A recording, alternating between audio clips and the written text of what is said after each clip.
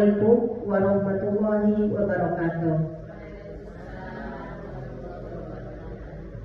Yang saya hormati Ibu Kepala SDN 007 Rambah, yang saya hormati Bapak Ibu Majelis Guru SDN 007 Rambah. Bersyukur kita kepada Allah SWT bahwa pada pagi hari ini kita masih diberikannya rahmat dan hidayahnya, dan berselawat kita kepada Nabi besar Muhammad SAW dengan lafaz Allahumma sholli ala Sayyidina Muhammad wa ala ali Sayyidina Muhammad. Terima kasih banyak kepada Ibu Kepala Sekolah serta Majelis Guru yang telah berkesempatan hadir pada kegiatan saya ini, yaitu diseminasi pemahaman budaya positif. Ini ada pun tujuan kegiatan ini kami lakukan. Yang pertama merupakan salah satu tugas saya di modul 1.4, yaitu membuat aksi nyata untuk berbagi, kemudian untuk berbagi sedikit ilmu yang saya dapat dari pendidikan CGP ini. Bekerja sama menciptakan budaya positif di sekolah kita ini. Ya, itulah tujuan saya mengadakan kegiatan diseminasi pemahaman budaya positif ini. Di sini kami minta maaf, bukan niat kami untuk mengajari Bapak Ibu. Di sini kami cuma berbagi ilmu yang kami dapatkan. Karena walaupun sedikit ilmu itu, jika berbagi ada manfaatnya.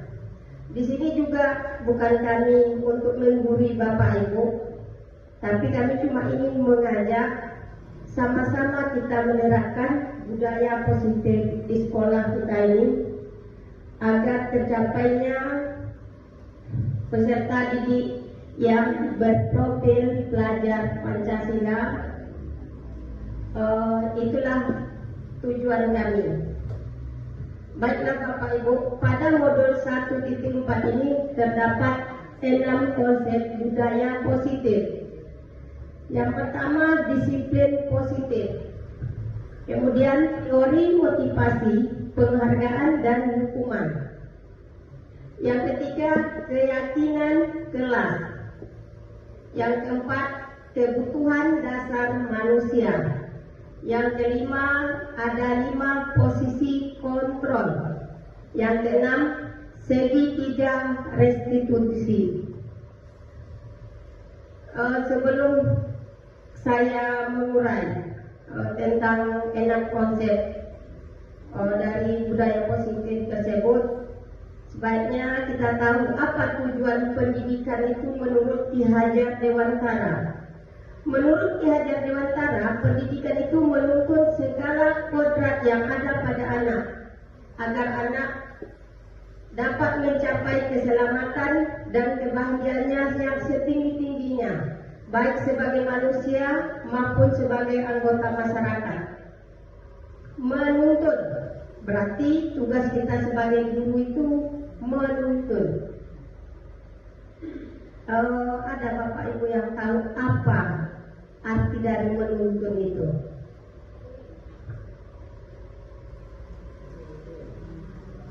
Membimbing.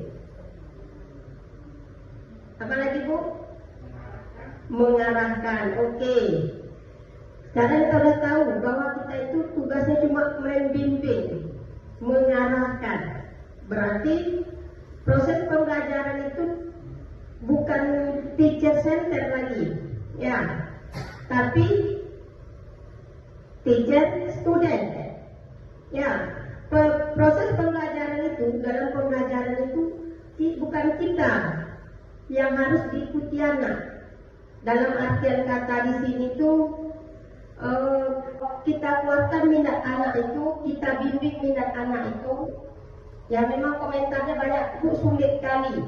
Berarti anak itu nanti akan merasa bebas. Itu konsep pertama yang kita pikirkan, sama juga dengan kami kemarin. Yang terjadilah besok kebebasan anak, bukan seperti itu. Anak itu dibiarkan merdeka belajar, kita biarkan dia mengeluarkan minatnya, potensi yang ada pada anak, bakat yang ada pada anak, tapi masih dalam konteks profil pelajar Pancasila, dalam konteks berkarakter. Kita mengarahkan jika salah. Nah, itu yang dituntut oleh pemikiran dari Ki Hajar Dewantara itu. Kemudian kita lanjut mulai dari budaya positif. Yang pertama tadi konsepnya ada disiplin. Disiplin dimaknai menjadi suatu yang dilakukan seseorang pada orang lain untuk mendapatkan kepatuhan. Kita cenderung menghubungkan kata disiplin dengan kata ketidaknyamanan. Bapak Ibu, kalau terdengar kita kata disiplin, yang terlintas dalam pikiran kita apa? Sering datang terlambat. Apa lagi? Beban. Apa lagi? Jika disiplin dan terurai, oh ada disiplin, berarti ada beban. Benar? Apa? Apa lagi Bapak Ibu? Yang terlintas ke otak kita saat mendengar kata disiplin.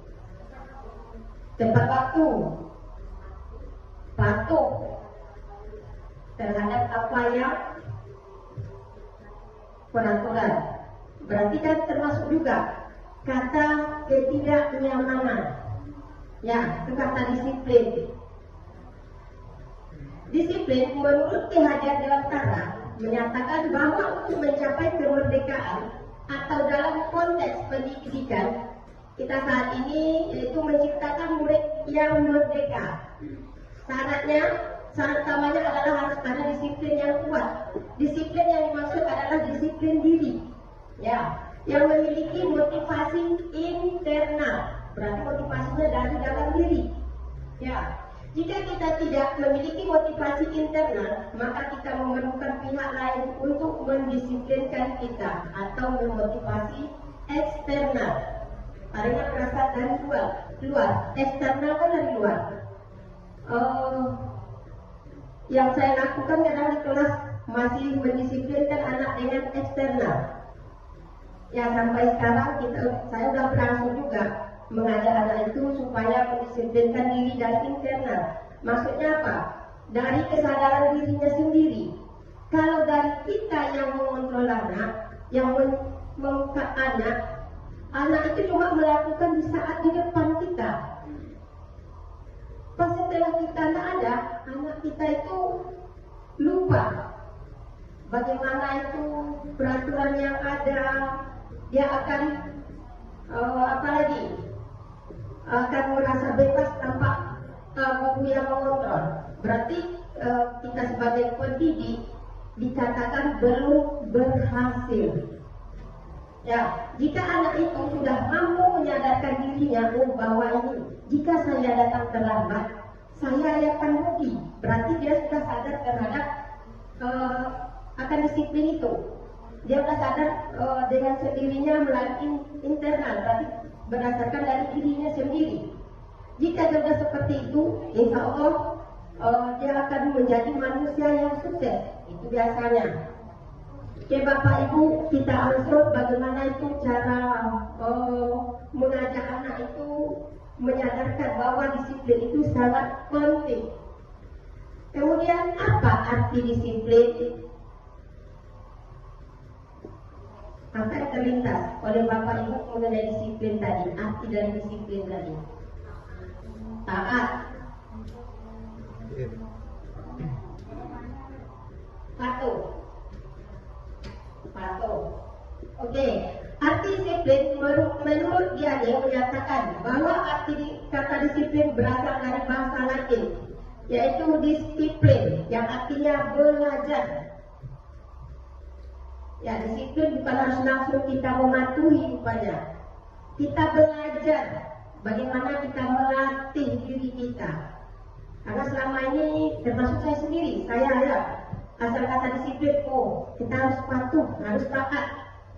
Kalau tak patuh saya nanti dapat hukuman ini. Ya itu salah satunya. Sama dengan kita berkendaraan. Jika kita berkendaraan, saya harus pakai helm. Kalau tidak pakai helm, nanti saya ditangkap oleh Pak Polisi. Berarti belajar. Saya belum belajar bahwa disiplin itu untuk kepentingan diri saya sendiri. Yang saya anggap disiplin itu adalah untuk pihak lain atau orang lain. Itu salah satu konsep yang salah rupanya selama ini saya terapkan. Kaitan disiplin dengan kontrol. Menurut Dr. William Glasser, ilusi guru mengontrol murid. Ini ada 4 buah. Menurut William Glasser ini ya, mengenai disiplin yang berkaitan dengan kontrol. Ilusi guru mengontrol murid. Di sini pada dasarnya kita tidak dapat memaksa murid untuk berbuat sesuatu jikalau murid tersebut memilih untuk tidak melakukannya. Ini yang sering dalam kehidupan kita ya. Kita mendisiplinkan itu banyak kita sebagai pengontrol.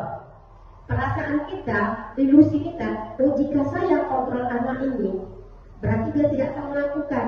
Di saat kita mengontrol, anak itu akan mengikuti. Ya, tapi setelah kita tidak mengontrol, dia tidak akan melakukannya lagi, akan berbuat seperti apa maunya. Itu dari ilusi guru yang merasa mampu mengontrol. Padahal kita tidak bisa mengontrol seseorang. Dan kemudian menurut William tadi, yang kedua, ilusi bahwa semua penguatan positif, efektif dan bermanfaat. Yang menurut kita kontrol kawan kita. Ini penguatan positif, kok yang gini baik nak, ya begini baik. Sementara kita tidak bisa menumbuhkan dari dirinya kata disiplin tadi. Kita cuma mampu mengontrol. Itu menurut William. Berarti kesadaran untuk mendisiplinkan diri sendiri itu berdasarkan dari intrinsik. Jika kita belum mampu mendisiplinkan diri kita, bagaimana kita mendisiplinkan anak didik kita? Itu pertama yang ditanyakan oleh Dr. William. Kita tanyakan pada diri kita masing-masing. Oke, lanjut. Kemudian menurut William, kaitannya disiplin dengan kontrol itu adalah ilusi bahwa orang dewasa memiliki hak untuk memaksa. Ini yang sering kita laksanakan, kita lakukan. Karena kita merasa kita sudah yang dituakan, kita itu juga di kelas itu, oh saya sekarang penguasanya. Berarti apapun anak itu harus mengikuti. Oh anak-anak harus diam, tidak boleh ribut. Dengarkan ibu saat mendidik, saya mengajar. Ternyata kita salah. Kita menjadikan anak itu cuma sebagai patung. Kita semua diam, bukan seperti itu. Ya, itu ilusi bahwa orang dewasa memiliki hak untuk memaksa. Ternyata kita tidak punya hak. Yang kita punya apa? Kewajiban mengajak. Ya, kemudian masuk kita yang kedua, yaitu teori motivasi, penghargaan dan hukuman. Itu konsep kedua. Teori motivasi, penghargaan dan hukuman. Ada 3 motivasi perilaku manusia menurut Diane Gosen. Yang pertama, untuk menghindari ketidaknyamanan atau hukuman. Itu motivasi. Motivasinya masih dari luar. Jika untuk menghindari ketidaknyamanan dan hukuman, berarti kita melakukan disiplin itu karena kita takut adanya hukuman. Ya, bukan untuk kesadaran diri kita sendiri. Yang kedua, untuk mendapatkan imbalan atau penghargaan dari orang lain. Berarti kita melakukannya karena ada iming-iming. Oh, jika kamu dapat nanti juara sekian, saya akan memberikan hadiah ini. Itu menurut Diana Gosen, motivasi dari luar juga. Di sini juga kurang bagus rupanya kita terapkan. Yang ketiga, untuk menjadi orang yang mereka inginkan dan menghargai diri sendiri dengan nilai-nilai yang mereka percaya. Disinilah motivasi yang paling bagus menurut Diana Gosen, yaitu menjadi orang yang mereka inginkan dan menghargai diri kita sendiri. Itu motivasi itu dalam menjalankan disiplin itu rupanya itu paling hal yang baik. Diinginkan orang lain, sementara kita sadar dari diri kita sendiri melakukannya dengan nilai-nilai yang sudah kita percaya. Karena dengan begitu tidak ada pemaksaan, dengan adanya kesadaran, maka salah satu budaya positif di sekolah akan berjalan dengan sangat baik. Ya, Bapak Ibu, sudah ngantuk? Sudah ngantuk? Kalau ngantuk kita ice breaking. Oke, ice breaking apa kita hari ini?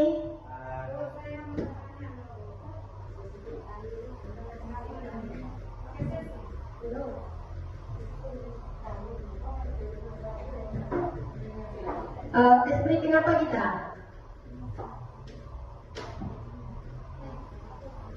Ya, ice breaking apa kita? Ya, pelajarannya apa? Oh, ikut. Oke. Kita buat ice breakingnya tepuk aja ya. Jika saya bilang sekolah berarti tepuknya 1. Jika saya bilang kelas berarti tepuknya 2. Jika saya bilang jalan berarti jika saya bilang jalan berarti tidak ada tepuk. Oke, Bapak Ibu. Jika saya bilang sekolah berarti tepuknya 1. Jika saya bilang kelas tepuknya 2. Jika saya bilang jalan berarti tidak ada tepuk. Oke, 1, 2, 3, jalan. Udah konsentrasi.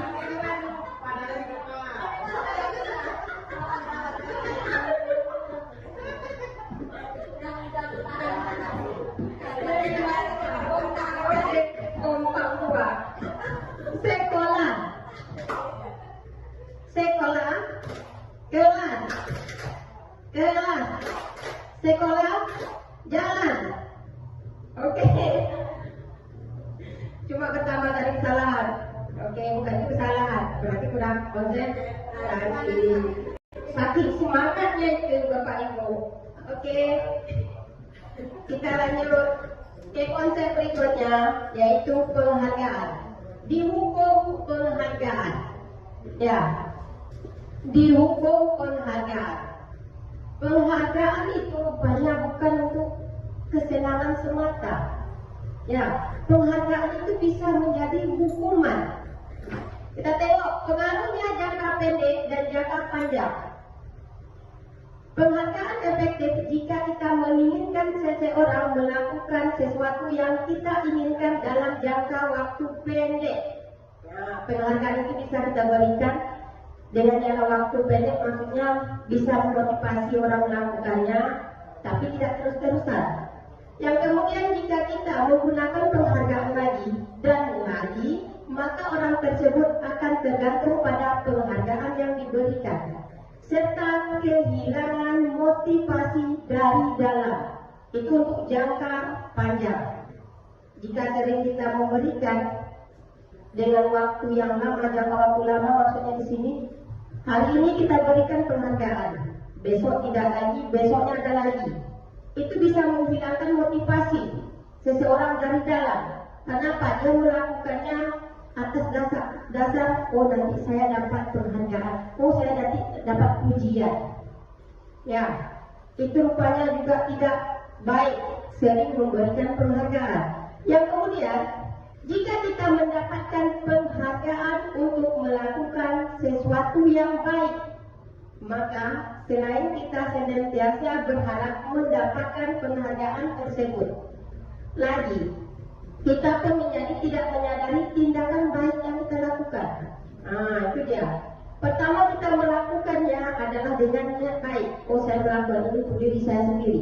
Tapi karena sering yang diiming-imingi, nanti kamu dapat ini, kamu nanti dapat penghargaan ini jika kamu lakukan.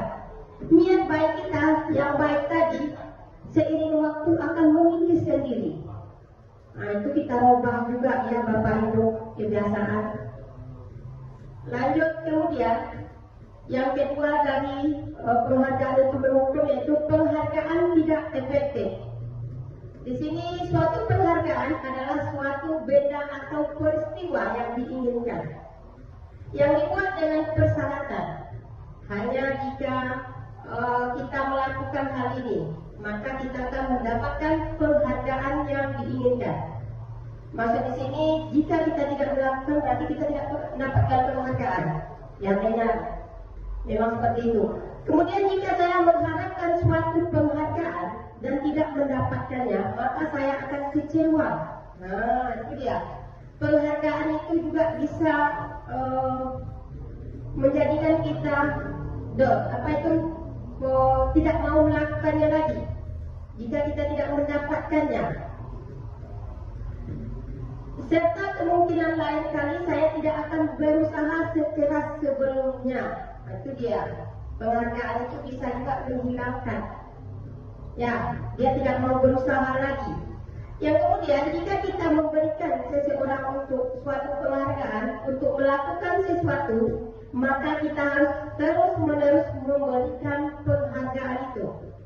Misalnya di kelas, jika kita memberikan penghargaan dalam satu orang saat dia mendapatkan nilai bagus atau dapat menjawab, di saat yang lainnya kita harus tetap memberikan penghargaan itu. Jika tidak akan timbul kesenjangan. Maksudnya di sini apa? Dia merasa tidak dihargai jika kawannya saat jalan itu dapat menjawab dikasih pujian sama itu. Saat saya menjawab tidak direspon, kan dari dalam diri itu timbul perasaan berkecil hati dia karena merasa ibunya tidak peduli. Mungkin di saat dia menjawab itu pikiran kita entah kemana atau konsentrasi kita tidak di situ, makanya kita lupa dalam penghargaan. Jadi hal itu juga kata yang tadi tidak juga baik. Kemudian orang yang berusaha berhenti merokok atau orang yang berusaha diet menguruskan badan, bila diberikan penghargaan hampir pasti tidak berhasil. Ya, orang berhenti merokok nanti diiming, jika kamu berhenti merokok, apa yang kamu mau? Jika merasa terjangkau dapat ya untuk mendapatkan benda itu secara mudah, maka niatnya untuk berhenti merokok itu akan berhenti lagi, dia akan teruskan lagi. Itu salah satu pengaruhnya yang tidak baik jika sering penghargaan itu diberikan atau menjadi tidak efektif atau tidak baik. Yang kemudian penghargaan merusak hubungan. Nah, ini penghargaan yang merusak hubungan. Ketika seseorang diberi penghargaan atau dipuji di depan orang banyak, maka yang lain akan merasa iri.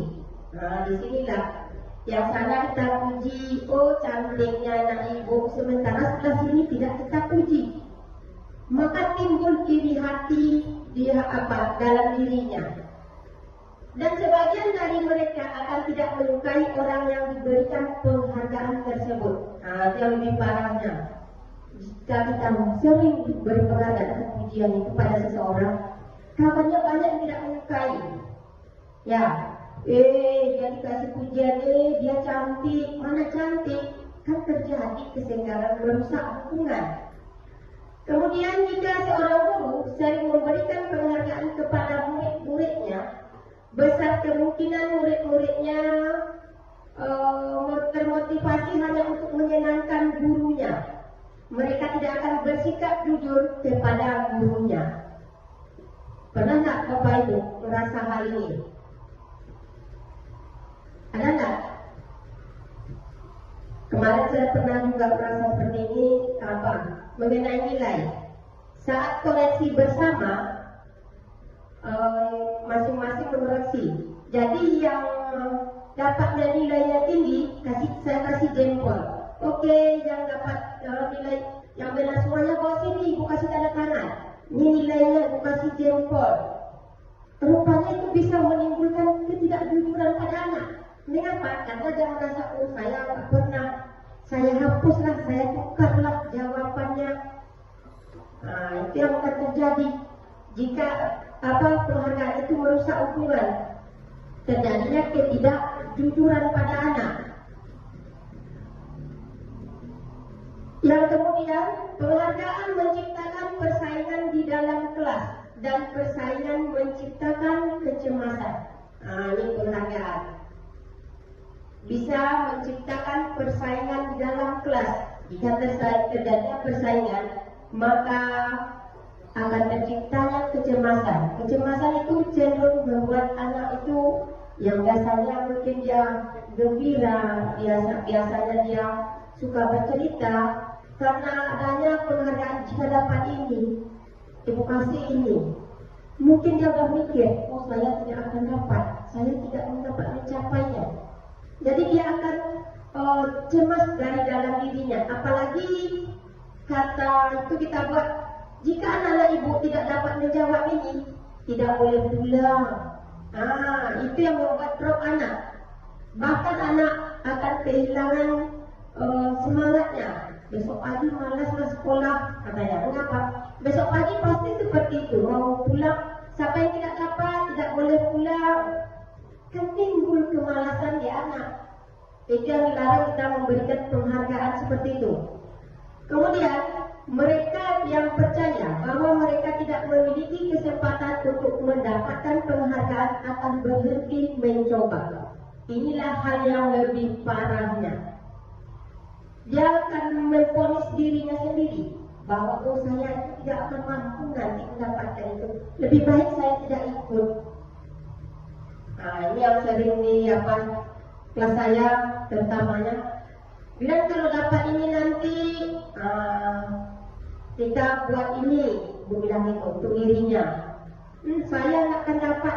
Dia langsung memvonis dirinya itu tidak mampu. Ya.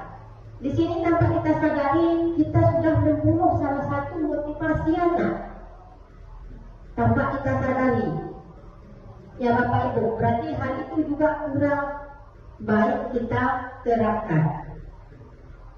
Selanjutnya yang keempat yaitu penghargaan mengurangi ketepatan. Mungkin sasarannya tidak tepat. Yang pertama, riset pertama yaitu yang di penelitian tengok, yaitu dalam sebuah percobaan sekelompok anak laki-laki berusia sekitar 9 tahun diminta untuk melihat gambar-gambar wajah yang ditampilkan di layar. Biasanya papan A1 itu kita buat, dan mereka memberitahukan jika wajah-wajah tersebut sama atau berbeda. Gambar-gambar tersebut hampir sama. Beberapa dari mereka diberi penghargaan dalam bentuk uang. Pada saat mereka memberikan jawaban benar, sementara sebagian yang lain tidak. Apa hasilnya? Anak laki-laki yang dibayar membuat lebih banyak kesalahan. Maksudnya buat kesalahan apa? Dia berlomba itu sudah melakukan kecurangan sama kawannya. Ya kita imini dengan uang, penghargaan dengan uang. Untuk mendapatkan penghargaan, anak itu akan melakukan berbagai hal atau cara. Ya Bapak Ibu, itu kita rubah lagi. Kemudian riset kedua, anak-anak diminta mengingat kata-kata tertentu. Ini sama juga dengan yang tadi. Kemudian mereka diminta mengambil kartu yang berisi kata-kata yang diingat tersebut setiap kali muncul. Beberapa anak diberikan permen, sementara mereka yang menjawab benar diberikan permen, dan sebagian lain hanya diberitahu saja bila jawabannya benar. Ini dia. Kita mempunyai penghargaan atau hadiah, ternyata tidak cukup. Sementara yang menjawab itu semuanya benar. Kita kasihlah permen tadi terhadap orang yang pertama yang jawab. Yang terakhir karena udah habis permen, udah habis waktu. Paling kita jawab seperti itu ya. Karena hadiah kita nggak ada. Oh nggak ada lagi waktu, udah habis waktu kamu. Ternyata salah. sebaiknya kita tidak buat menjanjikan anak seperti itu. Kemudian kelima, penghargaan menurunkan kualitas. Penghargaan menurunkan kualitas. Pengamatan dilakukan pada sekelompok mahasiswa yang sedang kerja praktek di sebuah surat kabar universitas. Saat itu mereka sedang belajar menuliskan sebuah artikel tentang sebuah judul berita utama. Seiring waktu, mahasiswa tersebut semakin mampu bekerja dengan cepat. Kemudian ada beberapa siswa yang dibayar untuk setiap judul berita utama yang mereka mampu hasilkan. Dan setelah beberapa lama, mahasiswa yang dibayar ini hasil kinerjanya berhenti berkembang. Mereka yang tidak menerima bayaran terus berupaya mengasah diri menjadi lebih baik. Ini penghargaan menurunkan kualitas. Mengapa? Pertama, dia diberikan bayaran. Jadi karena dia sudah merasa, oh saya sudah pernah mendapatkan, udahlah saya udah itu aja. Jadi yang belum itu dia akan terus mengasahnya. Jadi kita juga menurunkan kualitas orang yang mau berkembang itu, mengeluarkan potensinya. Oke Bapak Ibu, kemudian yang keenam, penghargaan mematikan kreativitas. Ini penghargaan mematikan kreatif siswa. Murid-murid diminta berpikir mengenai hadiah atau penghargaan yang bisa mereka dapatkan bila berhasil menulis. Ini mematikan kreativitas. Kreativitas kelompok murid-murid ini menjadi berkurang. Apa sebabnya dibanding dengan yang tidak diberitahukan tentang hadiah yang bisa mereka terima? Yang sudah diberitahu, oh nanti kan kalau bisa menulis ini, ibu kasih permen. Malah jadi kreatif anak itu berkurang. Kenapa? Karena dia akan menilai dengan harga barang atau penghargaan yang berikan. Kalau itu bisa, saya beli, pasti itu keluar, ya Bapak Ibu. Makanya dia mematikan kreativitas anak, merupakan salah satunya faktor dari motivasi juga. Kemudian peneliti menunjukkan bahwa pekerjaan seni atau sebuah penulisan cerita menjadi kurang kreatif bila dijanjikan sebuah penghargaan. Ini seorang penulis juga. Kemudian dalam tugas-tugas memecahkan masalah, para murid memakan waktu lebih lama dan memberikan jalan keluar yang kurang kreatif karena dijanjikan suatu penghargaan. Di sini dalam kelas kita, jika kita minta murid itu coba kalian pecahkan masalah ini, persoalan ini, siapa yang benar, siapa yang dapat nanti ada hadiahnya. Itu ternyata kita bisa mematikan kreativitas anak. Kenapa? Karena anak itu merasa, oh nanti hadiahnya apa? Oh nanti bagaimana kami membaginya? Timbul pertanyaan, lupa dia pekerjaannya. Makanya saat terjadi udah habis waktunya, atau waktu sudah kita berikan habis, jangan cepat menjawabnya, asal dijawab jadinya. Itu pun tidak boleh juga kita lakukan. Yang ketujuh, penghargaan menghukum. Kita anggap juga selama ini dengan penghargaan kita bisa membangkitkan motivasi anak. Dengan penghargaan diberikan, kita bisa mengurangi kesalahan anak. Dengan penghargaan kita menganggap kita mampu mengontrol anak. Di sini kita salah. Penghargaan menghukum. Penghargaan menghukum mereka yang tidak mendapatkan penghargaan. Misalnya dalam sistem ranking. Mereka yang mendapatkan ranking kedua akan merasa paling dihukum. Mengapa? Karena dia akan hatinya itu, oh saya mengapa tidak dapat ranking 1? Oh mengapa saya tidak dapat nilainya tinggi? Jadi dia merasa rendah diri. Berarti kita sudah menghukum tanpa kita sadari dengan penghargaan itu. Makanya sekarang ranking itu sebenarnya sudah dihilangkan. Kemudian memberikan penghargaan dan hukuman adalah hal yang sama, karena keduanya mencoba mengendalikan perilaku seseorang. Ya, kita memberikan penghargaan sama dengan kita menghukum dia. Tanpa kita sadari kita mengendalikan. Oh, makanya penghargaan itu dikurangi ya. Kemudian jika suatu penghargaan diharapkan, namun Anda tidak mendapatkannya, Anda akan merasa dihukum. Mengapa? Contohnya jika ada lomba kita tidak dapat, kita tidak dapat, orang lain dapat. Ucapan itu sering kita apakah di hati kita?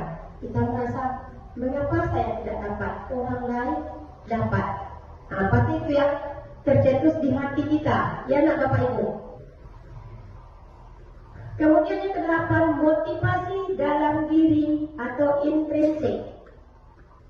Saat seorang anak belajar untuk pertama kali menggabungkan huruf-huruf dan kata-kata serta menyadari bahwa ia dapat membaca, timbul pijar di matanya dan sebuah senyuman di wajahnya.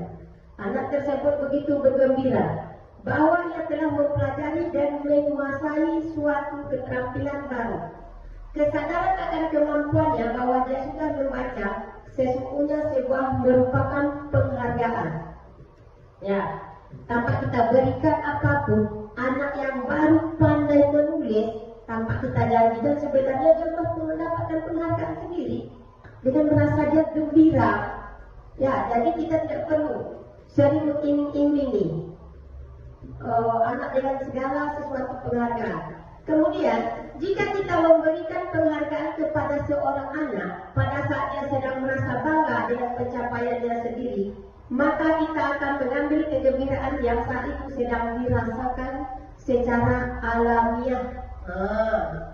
Itu saat dia sudah pandai membuat ini, oh nak, ini hadiah untuk kamu, ternyata salah. Ya, kepandaiannya yang secara alami itu dengan sendirian keluarkannya tanpa kita ingin pertama, lama-lama, oh jika saya besok buat ini pasti butuh kasih yang ini. Itu terjadi dalam pikiran anak. Ya, itu sudah pasti terjadi dalam pikiran anak. Pertama dia pandai buat ini, oh kamu pandai buat ini saya kasih, besok kamu buat lagi ya. Penghargaan yang ada alami dalam dirinya itu akan hilang sendirinya. Dia akan mengharapkan, oh besok kalau saya buat begini pasti butuh kasih lagi yang lebih besar. Jika tidak kita kasih, terjadilah motivasi itu hilang dari dirinya. Itu yang disebut dengan mematikan tadi. Kemudian kita masuk konsep berikutnya, yaitu keyakinan kelas. Ini keyakinan kelas yang saya tengok yang sudah ada di kelas Ibu Elizawati ya, kelas 4B. Ini sebenarnya keyakinan kelas itu penting, setiap kelas itu membuatnya. Itu melatih anak itu supaya bertanggung jawab. Ya, melatih anak itu berani. Melatih anak itu untuk memotivasi dirinya. Ya, seseorang akan lebih tergerak dan bersemangat untuk menjalankan keyakinannya daripada hanya sekedar mengikuti serangkaian peraturan tertulis tanpa makna. Itu dari saya tengok perbandingan yang keyakinan kelas yang dibuat secara bersama-sama dengan anak lebih banyak yang mengikuti daripada peraturan yang kita buat. Ya. Ini apakah keyakinan kelas sama dengan peraturan? Menurut Bapak Ibu sama enggak? Keyakinan kelas itu dengan peraturan? Sama enggak? Keyakinan kelas dengan peraturan? Tidak. Jadi jawabnya tidak. Ya tidak. Kenapa? Keyakinan kelas dibuat oleh kedua belah pihak, yaitu antara murid dan guru, disepakati bersama. Sedangkan peraturan dibuat oleh satu pihak dan harus dipatuhi. Ya, dia mempunyai konsekuensi. Nah, keyakinan sangat penting untuk dibuat oleh setiap kelas. Ini penting kita buat masing-masing kelas itu ada keyakinan kelas. Berarti ada kolaborasi kita sama anak, ada kerjasama antara wali kelasnya dengan siswanya. Itu hal yang sangat penting dalam membina hubungan dengan siswa, pendekatan dengan siswa. Ini tentang keyakinan kelas. Keyakinan kelas bersifat lebih abstrak daripada peraturan konkret. Ya, keyakinan kelas berupa pernyataan universal. Pernyataan universal, yaitu kebaikan universal, yaitu kebaikan yang sudah disepakati bersama. Apakah mengenal itu ada suku bangsa, rasnya, agamanya, nah, itu sama kita. Itu universal. Pernyataan keyakinan kelas sentiasa dibuat dalam bentuk positif. Berarti hal-hal yang berhubungan positif.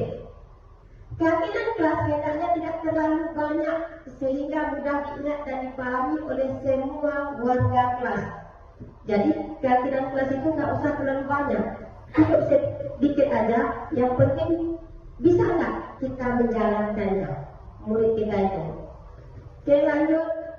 Keyakinan kelas sebaiknya sesuatu yang dapat diterapkan di lingkungan tersebut, yang mampu kita jalankan. Buat itu dasar kita. Ya. Nanti kalau kita buat di kelas itu kita buat keyakinan kelas mahir apa? Mahir membaca Al-Quran dan tahfiz Al-Quran, itu di luar jangkauan ya kan? Anak-anak kita. Jadi kita buat yang mampu kita terapkan dan kita jalankan. Kemudian semua warga kelas hendaknya ikut berkontribusi dalam pembuatan keyakinan kelas lewat kegiatan curah pendapat. Jadi dari pendapat setiap anak itu kita ambil, kita satukan, baru kita tanyakan kembali. Jika terlalu banyak, kita apakah lagi sama anak, kolaborasikan, yang mana bisa kita jalankan. Nah, itu untuk membentuk keyakinan kelas. Kemudian semua warga kelas hendaknya ikut berkontribusi tadi ya. Kemudian bersedia meninjau kembali keyakinan kelas dari waktu ke waktu. Udah kita buat keyakinan kelas, kita lihat perubahan. Ada nggak perubahan? Apa yang kita buat umpamanya kita buat bertanggung jawab. Perkembangan yang bisa kita lihat dari bertanggung jawab itu saat pengumpulan tugas ataupun PR, pekerjaan rumah. Tepat waktukah dia? Jika tepat waktu, dia sudah termasuk orang yang bertanggung jawab. Kita masuk ke situ menghargai keyakinan kelas kita yang menghargai. Ada nggak di kelas itu yang masih mengejek kawannya? Nah, kita bisa meninjaunya dari waktu ke waktu. Itu keyakinan kelas. Masuk kita konsep berikutnya, yaitu kebutuhan dasar manusia. Menurut Dr. William Glasser, kebutuhan dasar manusia itu ada 5, yaitu kebutuhan untuk bertahan hidup. Kemudian kasih sayang dan rasa diterima. Yang ketiga kebebasan. Yang keempat kesenangan. Yang kelima penguasaan. Ya, itu ada 5 kebutuhan dasar manusia menurut Dr. William Glasser. Jika kebutuhan seseorang tidak terpenuhi, maka perilaku dan tindakannya akan bertentangan dengan nilai-nilai kebajikan atau dia akan melanggar peraturan. Kita lihat kasus pertama. Bu Ambar, guru wali kelas 2A di SD Pelita Hati, sedang bingung menghadapi ulah salah satu murid di kelasnya, Doni.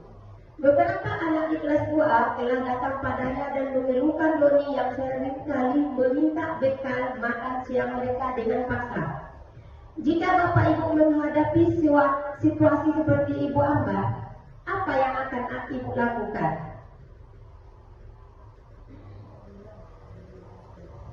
Apa yang akan Bapak Ibu lakukan jika kita menghadapi situasi seperti Ibu Ambar itu?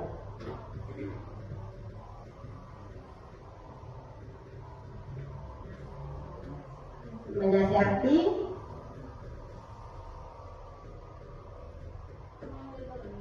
memanggil Doni, menanyakan sebab dan mengapa dia melakukan itu. Oke, itu namanya kita seorang pendidik yang mampu menuntut. Menurut Bapak Ibu, ini alasan Doni. Menurut Bapak Ibu, apa alasan Doni itu? Dia melakukan hal itu, mengambil makanan temannya. Lapar karena dia mau makannya. sudah termasuk salah satu dari apa tadi, kebutuhan manusia yang 5 tadi. Ya, seorang murid yang tidak begitu berhasil secara akademik, mungkin kebutuhannya akan penguasaan tidak terpenuhi di sekolah. Oleh karena itu, mungkin dia akan mencoba untuk memenuhi kebutuhannya akan penguasaan dengan mencoba mengatur orang lain di lapangan bermain.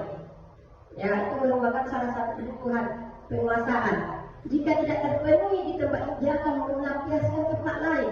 Ya, atau bahkan menyakiti mereka secara fisik. Ya, ini sebagai guru kita dapat melibatkannya dalam kegiatan yang memberi peluang murid tersebut membuat pencapaian yang berarti. Ini biasanya anak itu yang dia merasa kurang puas mendapat penguasaan itu dalam ekstra, ya, dalam bermain bola kaki lah kalau kita lihat. Jika dia tidak dapat memenangkan atau mencetak golnya, dia akan melampiaskan terhadap orang lain. Dia akan mengejek mungkin. Itu yang ada. Itu dah tugas kita, bagaimana kita itu mengatasi itu. Oke, lanjut kasus berikutnya. Seorang yang tidak merasa diterima oleh teman-temannya, kebutuhannya akan kasih sayang dan rasa diterima tidak terpenuhi. Oleh karena itu, dia mungkin akan memiliki satu teman dan memisahkan diri yang lainnya. Sebagai guru, apa yang dapat kita lakukan?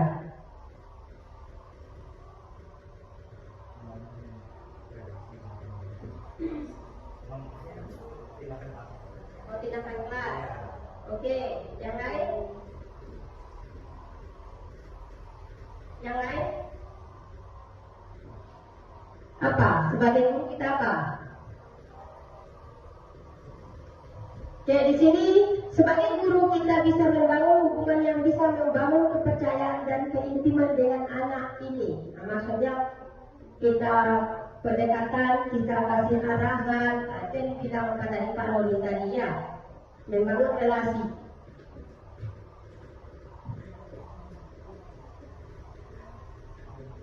Oke, kita masuk berikutnya 5 posisi kontrol. Kontrol pertama itu sebagai penghukum. Kita tanya pada diri kita, sebagai posisi manakah saya seorang pendidik? Yang kedua, membuat merasa bersalah. Yang ketiga, sebagai teman. Yang keempat, pemantau.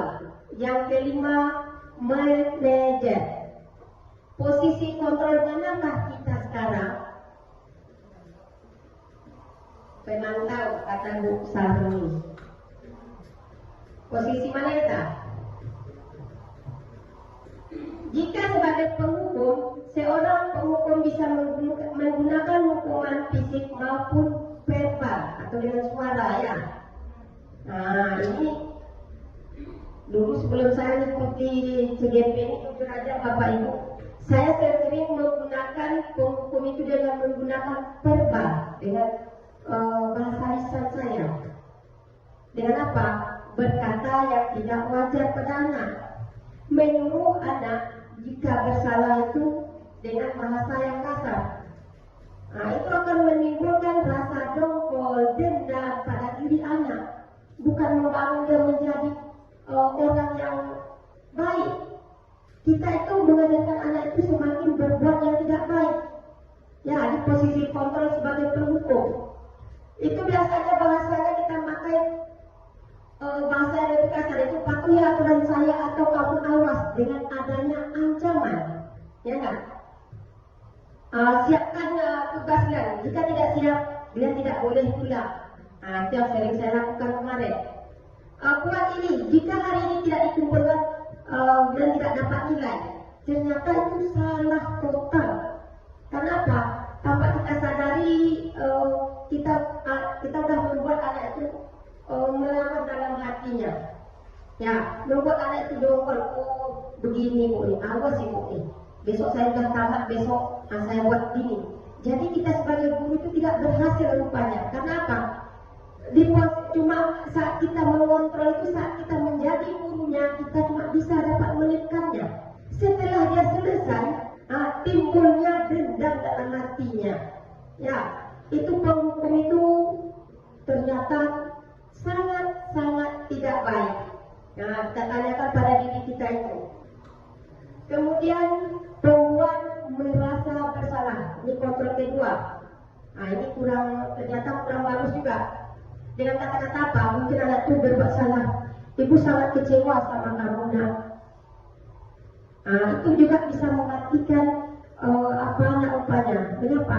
Kenapa? Mungkin ibu itu udah sayang sama dia udah tahu udah sayang sama ibunya. Di saat dia berbuat kesalahan, kita langsung memvonisnya, timbullah perasaannya. Bahkan jika kita biarkan, kita sering memojokkan dia, perasaannya itu bisa membuat dirinya murung nanti di rumah. Kenapa saya melakukan ini? Coba saya buat begini. Bahkan saking terpikirnya, banyak anak itu kadang menyakiti dirinya. Dengan apa? Mungkin dengan melarikan dirinya dengan merokok. Kenapa? Tekanan dari kita. Ya, tekanan yang membuat dia merasa bersalah. Oh, saya tuh bersalah besar sekali. Kita tekan terus.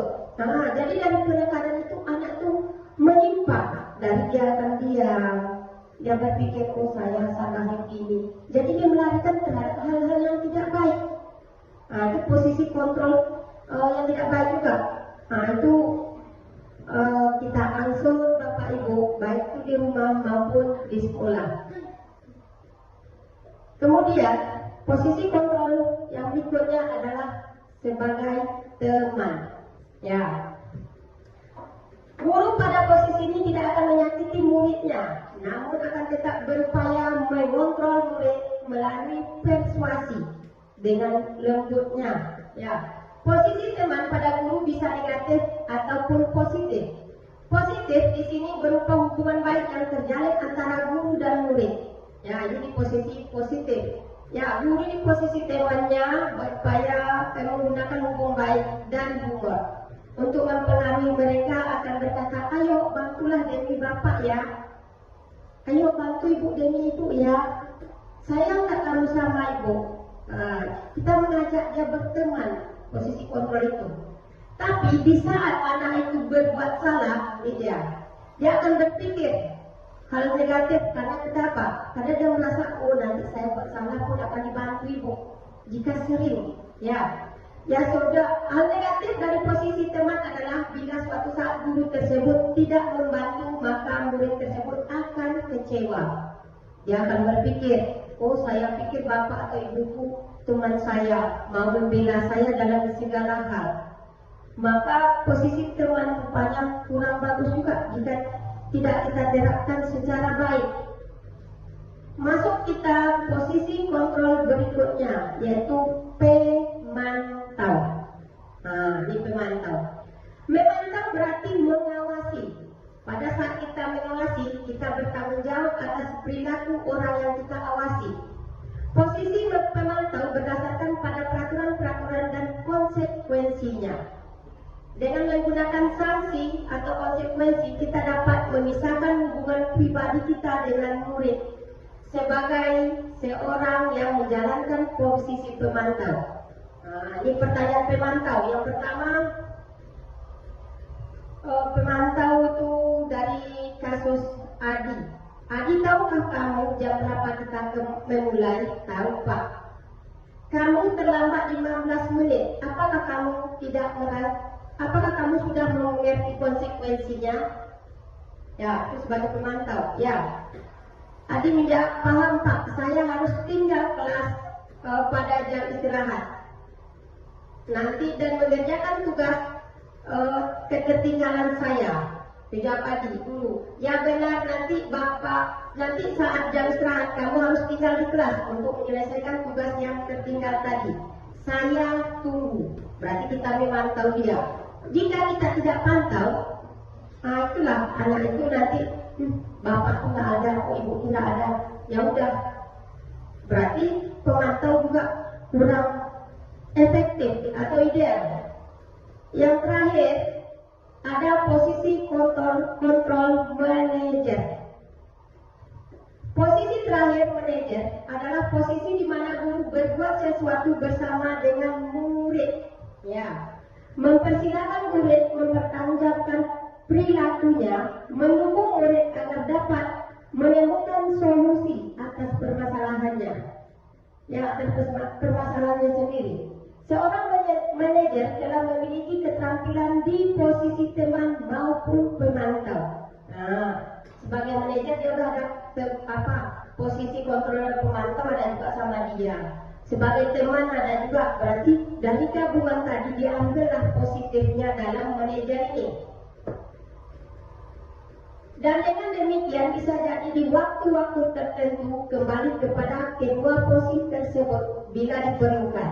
Namun bila kita menginginkan murid-murid kita menjadi manusia yang merdeka, mandiri dan bertanggung jawab, maka kita perlu mengacu kepada restitusi yang dapat menjadikan murid kita seorang manajer bagi dirinya sendiri. Kita sebagai murid harus sebagai manajer, dan murid harus kita ajarkan bagaimana itu menjadi manajer yang baik. Perkataan yang baik yang kita ucapkan biasanya apa? Apa yang kita yakini? Nah, kembali kita keyakinan kelas tadi. Apakah kamu meyakininya? Jika kamu meyakininya, apakah kamu bersedia memperbaikinya? Itu merupakan posisi kontrol manajer. Kemudian ada segitiga restitusi. Segitiga restitusi merupakan membimbing murid berdisiplin positif agar menjadi murid merdeka. Ada 3 tahapan dalam segitiga restitusi ini. Ini biasanya kita gunakan dalam memecahkan masalah yang ada pada anak, merubah anak itu dari tidak tahu menjadi tahu secara halus, tanpa kita memojokkan, tanpa kita mematikan motivasinya, tanpa kita menyalahgunakan pikiran dia yang semula dia berpikiran positif. Jadi dengan adanya segitiga restitusi ini, kita membuat anak itu berdisiplin positif. Tahapan pertama yaitu menstabilkan identitas. Tak kedua, validasi tindakan yang salah. Yang ketiga, menanyakan keyakinan.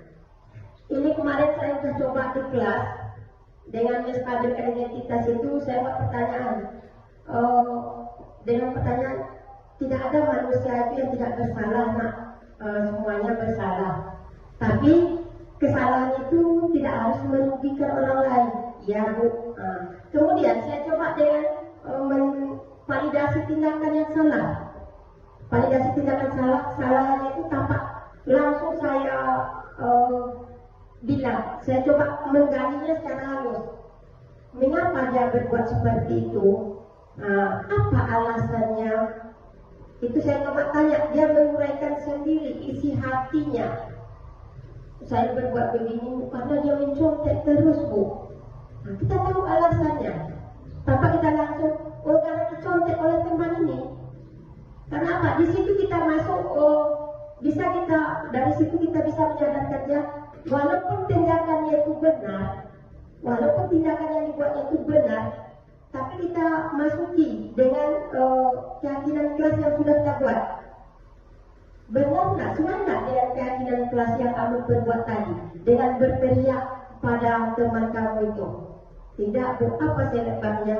Karena saya sudah mengganggu teman yang lain. Teman yang lain yang lagi menulis, terbiar konsentrasinya, Bu. Berarti apa yang kamu lakukan terhadap keyakinan kelas kita? Apa yang sudah kamu langgar? Saya sudah melanggar apa, Bu?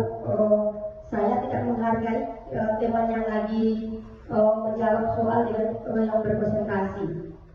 Berarti dia sudah salah, tahu kesalahannya. Berarti besok apa yang perlu kamu perbaiki? Jika ada teman yang mengontek, jika gambaran saya bisa melaporkan kepada wali kelas. Kan dia tahu jalan mana yang mau ditempuhnya. Itu merupakan restitusi segitiga restitusi, cara mengatasi masalah tanpa memojokkan anak, ya, tanpa harus menghilangkan motivasinya, tanpa harus membuat anak itu berpikirannya dendam atau dongkol atau pikirannya yang menyimpang. Baiklah Bapak Ibu, sekian sosialisasi saya pada pagi hari ini. Dan yang perlu kita ingat, yang pertama, posisi yang paling baik dan ideal itu adalah sebagai manajer. Itu yang perlu kita asuh dalam diri kita. Meskipun kita selama ini merasa sulit, saya yakin dan percaya kita itu bisa. Secara lambat, tapi pasti kita bisa merubah diri kita terhadap hal-hal yang baik dan positif. Kemudian kita coba pula cara mengatasi masalah anak tanpa selalu memberikan hukuman. Ya, kita atasi dia dengan menggunakan segitiga restitusi, menyadarkan dari diri anak sendiri. Ya, di manajer itu kita juga sudah ada pemantau sebagai teman. Kita bisa ansur meskipun sulit. Dan Bapak Ibu, terima kasih atas waktunya pada pagi hari ini. Sekian dan terima kasih. Jika ada salah dan silap saya mohon maaf. Wabillahi taufiq wal hidayah. Assalamualaikum warahmatullahi wabarakatuh. Yang kelas kita dan kesepakatan sudah apa